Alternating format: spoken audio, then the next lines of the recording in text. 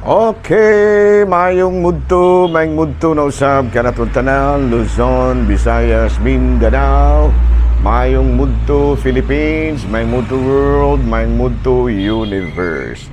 Ada na punta mga higala, din atong tulumanon sa kahanginan, CONA, Catechesis on Air, ug ako lang gihapon kini yung ubos nga alagad, Reverendo Padre Edwin Academia Acam. Abino adlaw na usab karon nga Lunes, no, pizza 4 na kini sa bulan sa Nobyembre tuig 2024.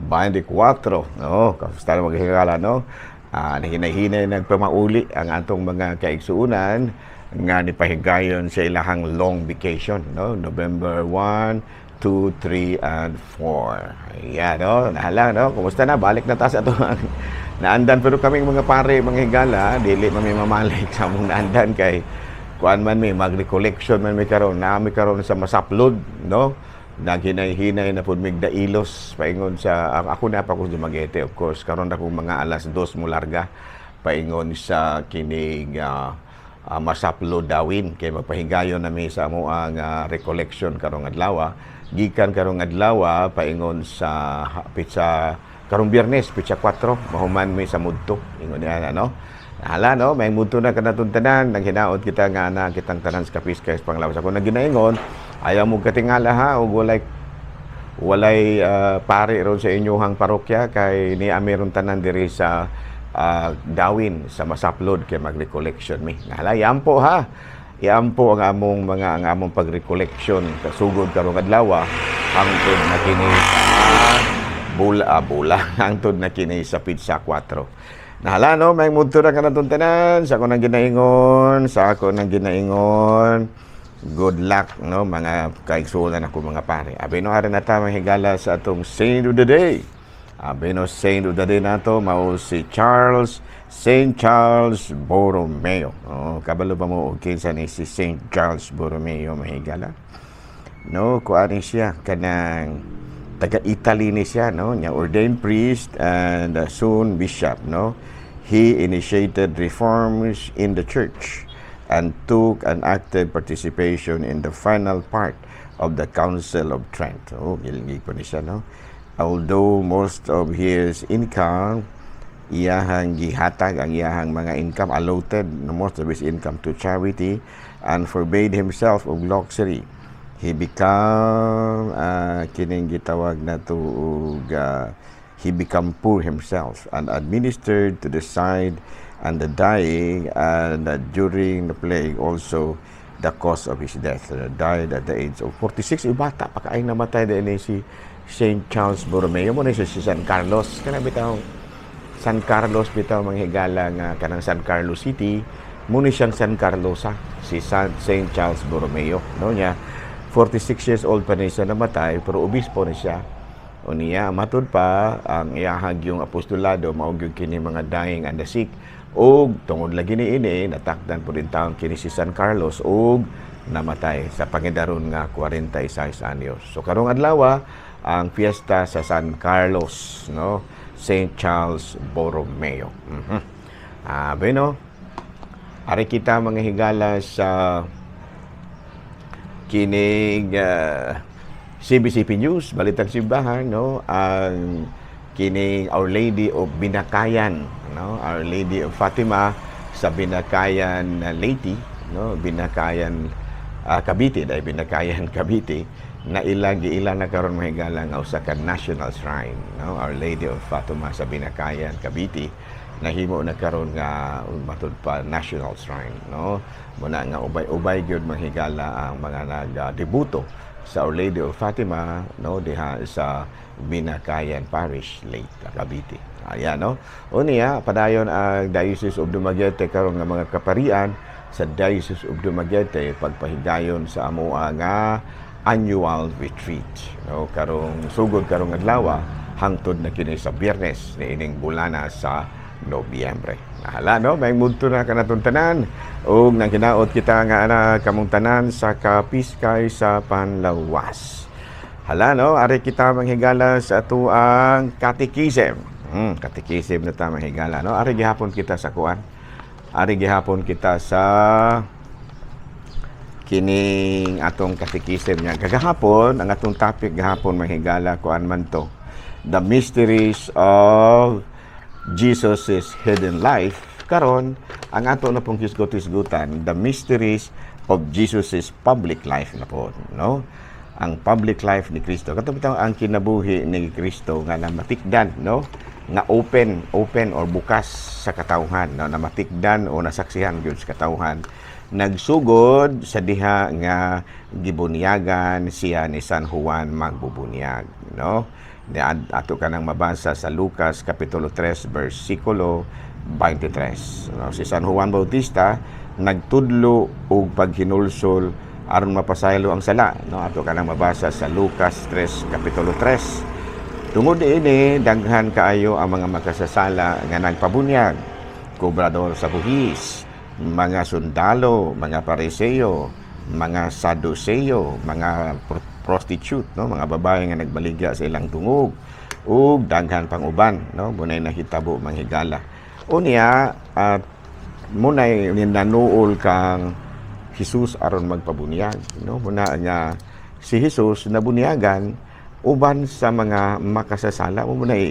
Munay tulukibon diha manghigala, no? Nga ang atong Ginoong Jesucristo nabunyagan uban sa mga makasasala, no? Gilaliman ka, no? Ang atong Ginoong Jesucristo nabunyagan uban sa mga makasasala, no? Hangtod nga matud pa ang tumungda ini ni manghigala aron mapakita, no? Aron mapakita, no? Nga ang atong Ginoong Jesucristo ni ubog, no? Ni ubog sa kahimtang sa katawhan, no? Kana bang ni immerse, no? Ato pa nakikiusa sa kahimtang sa katawhan, no? Gani sa diha nga gibunyagan siya, no? Matud pa mi kuan hangtod nga si Kristo midaog og si Juan mibalibad pa unta gani, no? Nga bunyagan niya si Jesus pero namugos man gyud ang atong Ginoo, busa gibunyagan siya ni Juan. Ug unya mipakita ang espiritu sa bayhon sa usa ka salampati ug mitugdon sa abagan ni Jesus. Ug adunay tingog nga dadungog gikan sa langit nga nagkanayon, kini siya ang pinalangga kong anak. No, usa ka to ka Epifania, no? Kaya ang nagsulti ni adto mahigala ang ato biyang langitong amahan. No, gipaila, no? Atod pa sa tingog nga mao ang atong langitong amahan, si Jesus mao ang pinalangga niyang anak. No, kay si Jesus nahimo man nga mangluluwas sa Israel ug anak sa Dios. No, nya sa to panibunyagan sa uban sa mga magkasasala, no?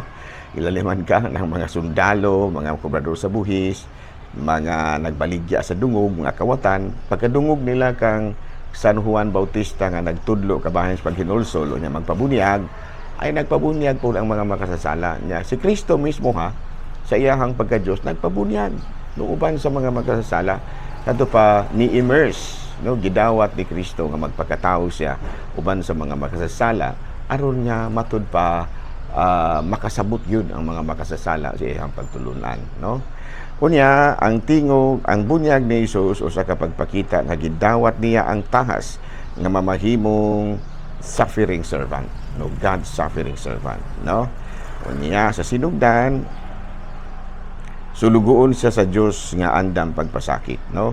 Gidawat niya nga mahilakip siya sa mga makasasala, natuman niya ang tahas matud pa anak sa Dios nga nagwagtang sa sala sa kalibutan. So dituman gyud si Jesus, no?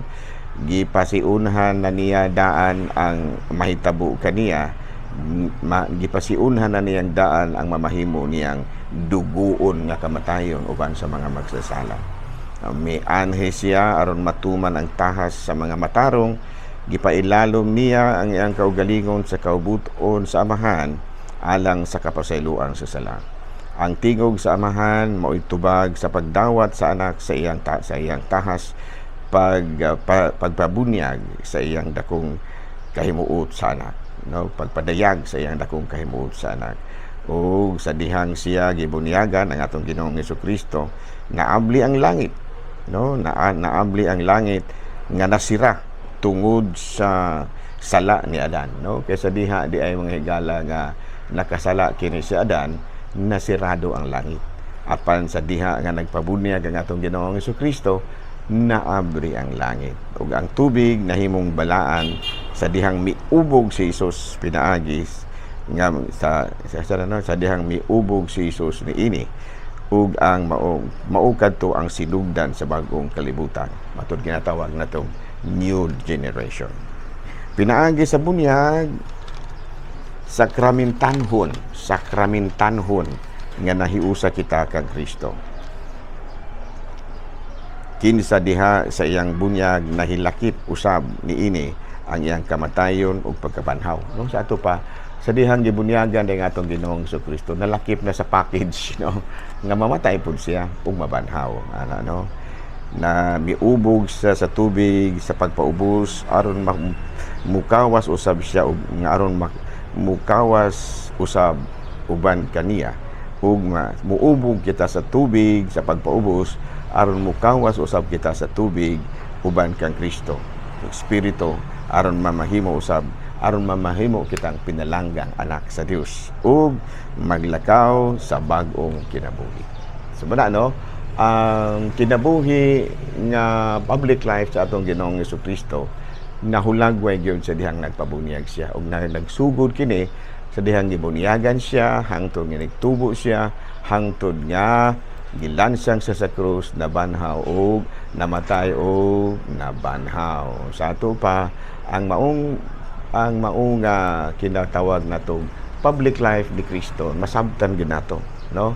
Pinaagi sa iyahang bunyag, sa iyahang pagpasakit, sa iyang kamatayon ug sa iyang pagkabanhaw. Sa may tumusabtan ana nga ang atong Ginoong Jesucristo nagpakatawo, midawat sa bayhon sa usa ka tawo aron maluwas kita. Ato pa miubog siya sa tubig. Busa kun muubog usab kita sa tubig uban kang Kristo, mukawas usab kita uban kaniya. Okay, klaro? So muna, no, muna yung mga pamalandong nato manghigala sa kining pagpabunyag sa atong Ginoong Jesucristo. Nala, no? Nari na kita sa atong kining palakip nga kining pagtulunan, no? Ari kita sa religious procession. Muna makanapod tayo mga extra nga mga pagtulunan, no? Kining as Christians, we are people on journey to salvation. No, muna nga doon nag-religious position kay parte man sa atong pagka-Kristiyanos, no? From the time of Abraham, nag-journey na siya, no? Gikan sa Ur paingon sa yutang Sinaan. O niya sa diha nga nibiya kini si Abraham sa iyang lugar sa Ur. O niya nipaingon siya sa yutang Sinaan. No, o niya ato kanang mabasa sa Genesis chapter 12 verse 3. 1 to 3. Unya nahimo silang nomadic, sa manang nomadic tribe, no?